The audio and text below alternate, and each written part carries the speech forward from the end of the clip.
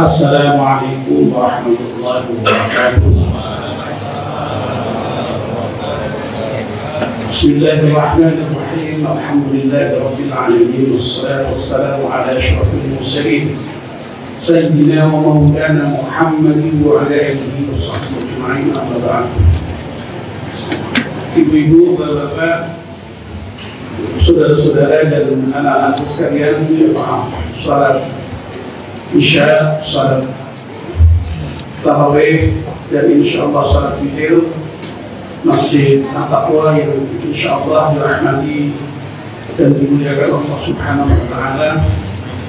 Alhamdulillah, kita panjatkan syukur kepada Allah Subhanahu wa taala yang pada malam ini atas limpahan rahmat dan nikmatnya kita semua bisa hadir di masjid yang kita cintai ini untuk melaksanakan salat Isya, salat tarawih, dan salat witir.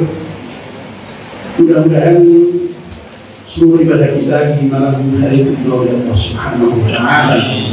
Amin ya rabbal alamin. Bapak dan ibu yang dimuliakan Allah Subhanahu wa taala, saya diminta oleh panitia untuk menyampaikan ceramah dengan judul Salat sebagai tiang agama. Ibu-ibu, bapak-bapak, dan saudara sekalian yang dimuliakan Allah Subhanahu wa taala, sebagaimana sudah kita ketahui bersama bahwa salat yang baru saja tadi kita lakukan, salat Isya,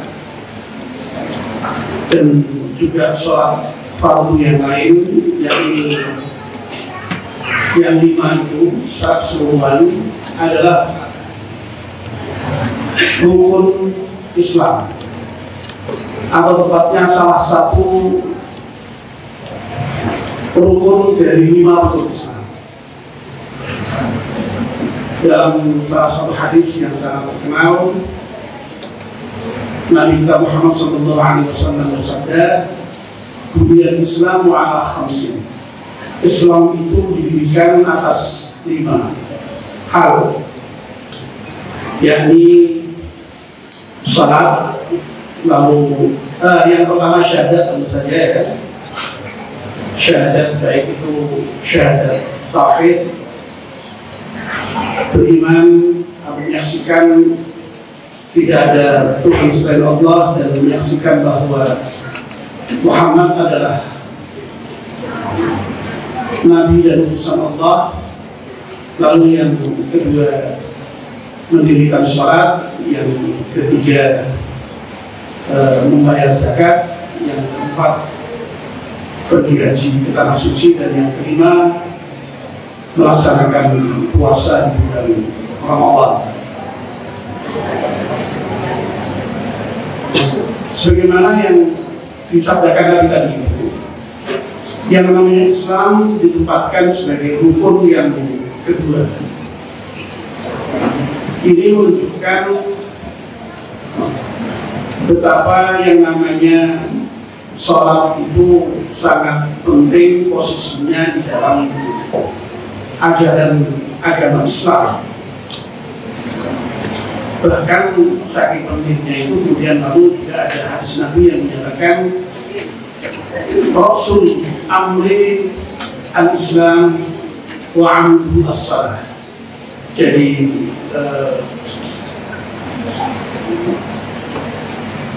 pokok dari segala hal itu adalah sholat, dan tiangnya itu adalah pokok dari segala hal adalah Islam, dan tiangnya adalah sholat. Hadis diriwayatkan oleh At-Tirmidzi dan juga Ibnu Majah. Barangkali dari hadis inilah kemudian lalu muncul ungkapan yang sangat populer ya di masyarakat kita ya, yang sering dikutip ya oleh para penceramah ya. As-salatu imaduddin, faman aqamaha faqad aqamaddin, wa man qamaha faqad hadaddin. Salat itu merupakan tiang agama, Karena sholat itu produknya agama, maka orang yang mendirikan sholat dia berarti yang mendirikan agama. Tapi kalau dia merobohkan sholat, maka dia sama saja dengan merobohkan agama. Orang yang sholatnya tegak, ya insya Allah agamanya tegak. Tapi kalau sholatnya roboh, ya agamanya ikut roboh. Kira-kira begitu. Pentingnya sholat di dalam ajaran Islam ini juga bisa kita lihat dalam hal bagaimana sholat itu diperintahkan oleh Allah Subhanahu wa Ta'ala kepada Nabi kita Muhammad SAW. Sebagaimana yang selalu kita dengar di dalam ceramah-ceramah ketika Isra dan Mi'raj itu, kita semua tahu bahwa sholat itu diperintahkan oleh Allah kepada Nabi ketika Nabi melaksanakan Isra dan Mi'raj. Dan oleh dari Mi'raj Nabi itu adalah sholat 5 waktu. Dan karena itulah kemudian sholat juga sering disebut sebagai Mi'rajul Mu'minin, Mi'rajnya orang-orang yang beriman. Nah, jamaah Jumat, astagfirullahaladzim, kok jamaah Jumat? Jamaah tarawih maksud saya, astagfirullahaladzim. Maklum ini baru tarawih yang kedua. Kemarin baru saja Jumat ya, saya juga Jumat juga, jadi jamaah tarawih yang berbahagia rahimahumullah. Karena sholat itu memang begitu pentingnya di dalam ajaran Islam. Itu makanya Allah itu di dalam ayat Al-Quran bertebaran ayat-ayat yang memerintahkan supaya kita ini mendirikan sholat. Aqimis sholat, aqimis sholat, aqimis sholat itu diulang berkali-kali di berbagai tempat. Tidak cukup dalam bentuk perintah, ada juga yang sekedar dalam bentuk deskripsi tentang misalnya bagaimana orang yang beriman, bagaimana orang yang bertakwa.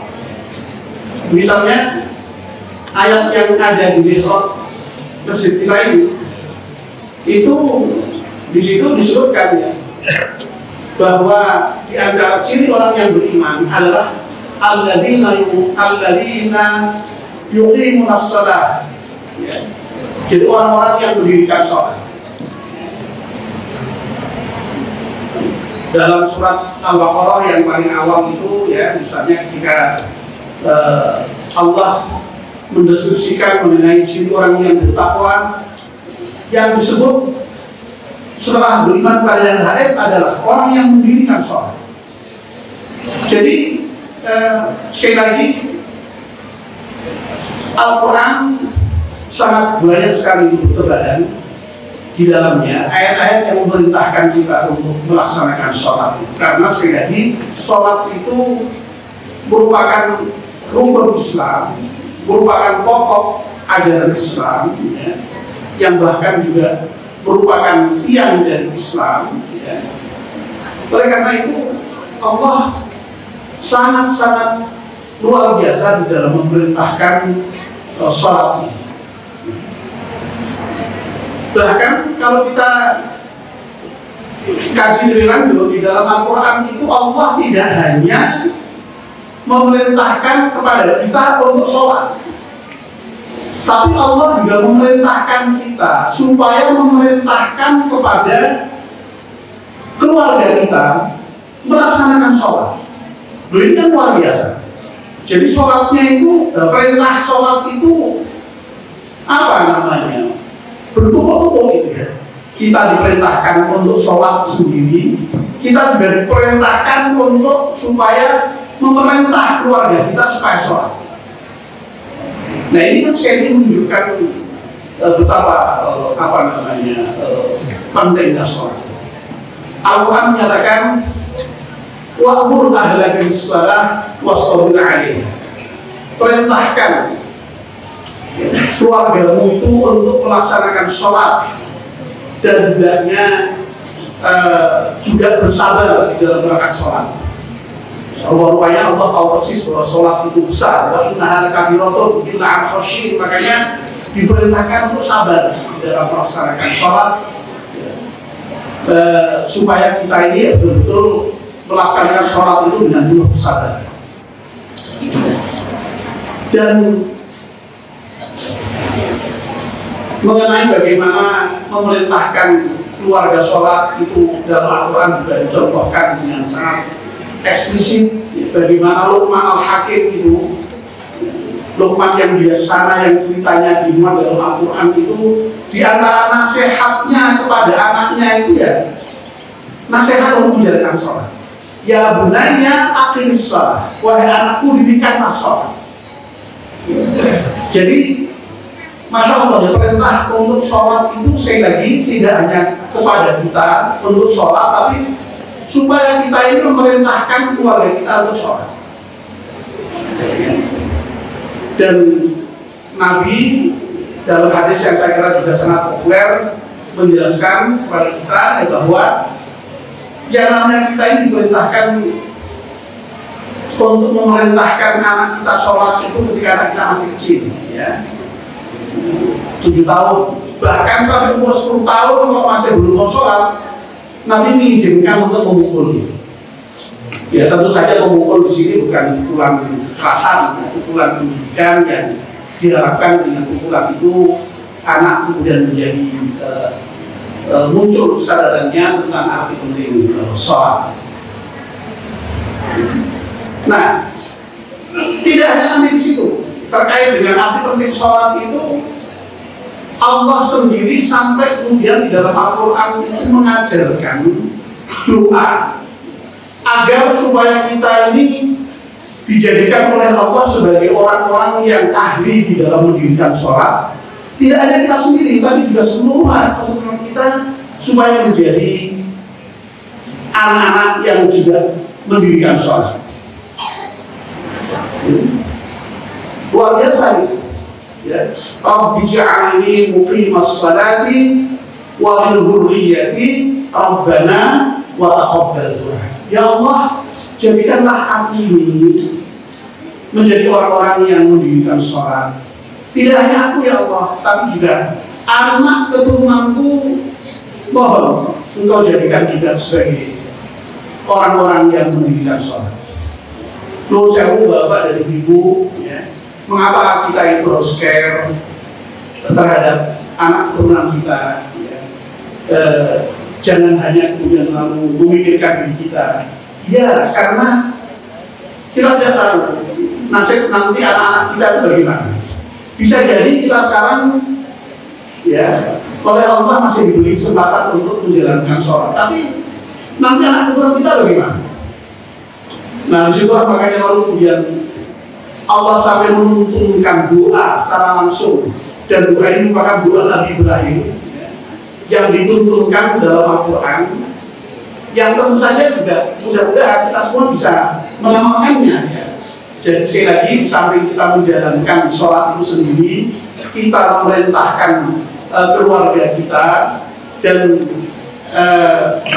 juga kita senantiasa berdoa agar supaya diberi kekuatan lahir dan batin untuk bisa melaksanakan sholat ini. Tidak hanya kita, tapi juga keluarga kita. Nah, dengan demikian, insya Allah, kalau kita ini sudah menjalankan sholat dengan baik, ya, insya Allah nanti di akhirat kita juga akan dihisab Allah dengan baik. Karena sebagai barang dinyatakan dalam hadis Nabi, amal yang pertama kali nanti dihisab di akhirat itu sholat. Kalau sholatnya baik, ya insya Allah lah, ya, itu indikasi bahwa amal-amal yang lain juga baik. Tapi kalau sholatnya buruk, ya wallahu a'lam, ya, begitu. Dan memang dalam Al-Quran diinformasikan kepada kita bahwa yang namanya orang itu nanti mengapa sampai di akhirat disiksa di neraka, itu gara-gara dari sholat. Fi jannati yatasaalun 'anil mujrimin masalakum fi salat qalu lam nakum minal musallin. besok di hari kiamat itu, ya, di akhirat itu orang-orang di surga itu saling berdialog, bertanya tentang orang-orang yang berbuat dosa. Kenapa engkau masuk ke neraka Sakor? Di salah satu neraka yang punya neraka Sakor, dan itu nanti ditempati orang-orang yang tadi tidak sholat. Apa jawabannya? Qalu lam naku minal musallin. Iya, aku itu di dunia dulu gak sholat, sehingga sekarang aku tidak rasa neraka Sakor. Sehingga dengan demikian, kalau orang sudah sholat dengan baik, insya Allah terhindar dari neraka Sakor. Amin ya rabbal alamin. Karena terhindar dari neraka Sakor, insya Allah orang-orang yang sholat itu nanti akan dimasukkan oleh Allah ke surga. Dan surganya surga Firdaus, luar biasa. Sebagaimana yang dinyatakan di dalam surat Al-Mu'minun, ya. Dalam surat Al-Mu'minun kan Allah bercerita mengenai orang-orang yang beriman. Ciri-cirinya panjang sekali, ya. Ada beberapa. Yang pertama disebut bahwa ciri orang yang beriman itu adalah alladzina hum fi salatihim khasyu'un. Orang yang sholat di dalam khusyuk di dalam sholatnya. Lalu yang terakhir sekali, walladzina hum ala sholawatihim yuhafidun. Dan orang yang menjaga sholatnya. Ulaika humul warithun alladzina yarithuna al-firdaus hum fiha khalidun. Nah, orang-orang yang beriman, yang diantaranya cirinya orang yang sholatnya khusyuk, orang yang sholatnya dijaga betul, itu akan mewarisi surga Firdaus yang itu nanti mereka ada kekal selama-lamanya di dalamnya. Nah, mudah-mudahan kita semua ini oleh Allah Subhanahu wa Ta'ala dimasukkan ke dalam golongan orang-orang yang senantiasa menjaga sholat kita. Amin ya rabbal alamin. Puasa kita lakukan, sholat kita lakukan. Saya tidak tahu ini kenapa yang namanya panitia mencantumkan materi sholat di awal sekali, ya. Apa menurut jangan-jangan mungkin melihat fenomena ada loh, ya, orang Islam itu yang tidak sholat, ya. Tapi kalau puasa ikut puasa, ya. Nah itu kan yang aneh gitu ya. Kalau idealnya sih ya sholat, ya puasa, itu baru lengkap, ya tapi itu sudah bagus daripada tidak sholat tidak puasa, lebih buruk lagi, ya. Tapi sekali lagi mudah-mudahan kita semua ini menjadi orang yang melaksanakan rukun Islam yang kedua, ketiga, keempat, dan juga kelima puasa. Amin ya rabbal alamin. Wassalamualaikum warahmatullahi wabarakatuh.